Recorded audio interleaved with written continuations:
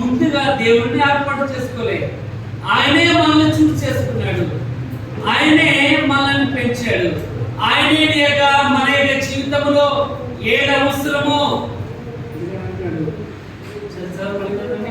మీరు నన్ను ఏర్పరచుకోలే. మనము దేవుని ఏర్పరచుకోలే, మనం తండ్రిని ఏర్పరచుకోలే, ఆయనే దీన్ని ఏర్పాటు. మనము చూడని ప్రదేశం, మనము దేవుని కోసం ఏర్పాటు చేయబడిన జనాంగము. సత్యుని ప్రకటన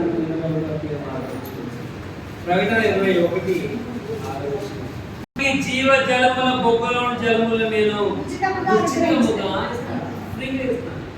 కాబట్టి నువ్వు దానికి ఏ రకమైన డబ్బులు కష్టం అవసరం లేదు, నువ్వు దానికి ఏ రకమైన వెల చెల్లించిన అవసరం లేదు. ఎందుకంటే ఆయన నీకోసం తన యొక్క వెల చెల్లించాడు కనుక it is free, free for all, అందరికి ఉచితముగా ఇవ్వబడింది.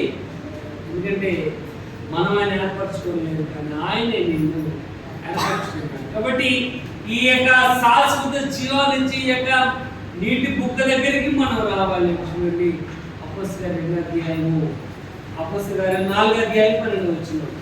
పొందవలెను గాని ఆకాశం కింద మనుషునికి ఇవ్వబడిన ఏ నామం వలన కాదు, ఆకాశం కింద మనుషునికి ఇవ్వబడిన ఏ నామం వలన రక్షణ అనేది దొరకదు కానీ ఒకే ఒక నామము, అది నజరేయుడైన యేసు క్రీస్తు నామము.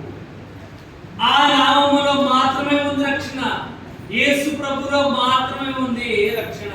ఇక్కడ దేవుని యొక్క ఆహ్వానము పొందుకున్నట్లయితే this is life changing invitation. నీ జీవితం మార్చే ఇన్విటేషన్, నీ యొక్క పరిస్థితిని మార్చగలదు. నీ యొక్క జీవిత పాపం నశించబోతున్నా నీ యొక్క జీవితమును మార్చగల ఇన్విటేషన్ దేవుడు పిలుస్తున్నాడు. కాబట్టి ఆ శాశ్వతమైన ఆ నీటి బుగ్గకు మనం వెళ్ళాలి అంటే ఒకటే ఒకటి మార్గము, అది యేసు ప్రభువు. నేనే మార్గమును సత్యమును జీవమును, నా ద్వారా తప్ప ఎవరు కూడా